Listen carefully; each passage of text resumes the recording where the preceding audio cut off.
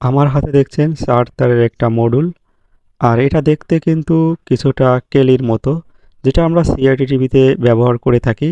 অবশ্যই আপনাদেরকে এটা কানেকশন দেওয়ার সাথে সাথে আপনাদের এইটার যে কার্যকারী ক্ষমতা আর আমরা সিআইটিতে ব্যবহার করে থাকি যে কেলি, সেটা ব্যবহার করলে কি ক্ষতি হয় আর এটা ব্যবহার করলে কি হয়, এটাই আপনাদেরকে আজকে দেখাবো এবং পাওয়ার সাপ্লাইটা অবভিয়াসলি আপনাদেরকে ঠিক করে দেখাবো। তো আমার হাতে দেখছেন একটা 4 তারের মডুল, আর এটা কিভাবে কানেকশন করতে হয় এবং কত ভোল্টেজ আউটপুট পাবেন এবং এটা কতটা ভালো কাজ করে সেটাই আপনাদেরকে দেখাবো।